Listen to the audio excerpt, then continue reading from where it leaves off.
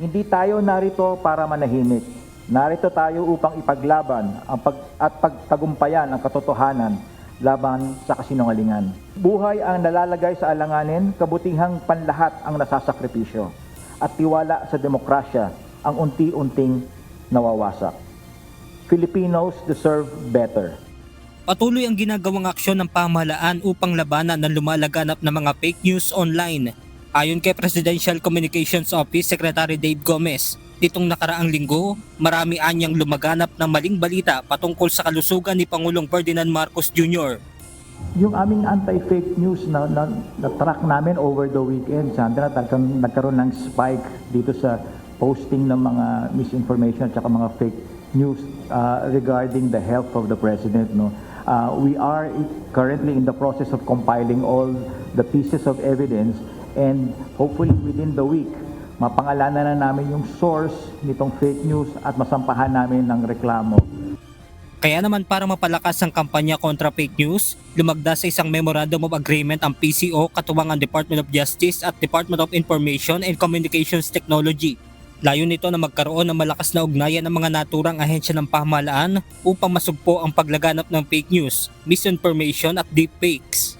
Mapapabilis din yung pag-turnover namin ng mga ebidensyang binubuo namin sa DOJ para mapabilis din yung kanilang trabaho magsampa ng kaso at matulungan din ang DICT to make representations with the social media platforms katulad ng Meta at Google para ma-actionan din itong mga fake news posts at fake news pages at sites na ito. Hindi ito laban sa opinyon. Ang tinutukoy natin ay deliberate deception that harms the public good. Hindi na ito simpleng chismis. Ngayon, kasinungalingan can look real. And it can mislead, divide, and erode public trust when clarity is most needed. Paglilinaw naman ng PCO na hindi pa man umuusbong ang tensyon sa gitnang silangan, ay may inilalatag na silang inisyatibo para labanan ang fake news. Ang talagang pinapangambahan namin, yung pagkalat ng fake news, dun sa, lalo na yung mga sitwasyon na national emergencies, no? Yung mga kalamidad, meron tayong lindol, meron tayong bagyo, tapos magkakalat yung mga kababayan natin ng fake news, maaalarma ang publiko, magpapanik ang publiko. Ngayon, pagkatapos namin i-launch ng Oplan kontra fake news, ayan, pumutok yung gera nga sa Middle East, tapos ngayon naglabasan pa tungkol sa health ng Pangulo. Samantala, inihayag din ng PCO Secretary na kinokolekta na nila ang mga detalye ng source o ang nagpakalat ng maling balita patungkol sa kalusugan ni PBBM.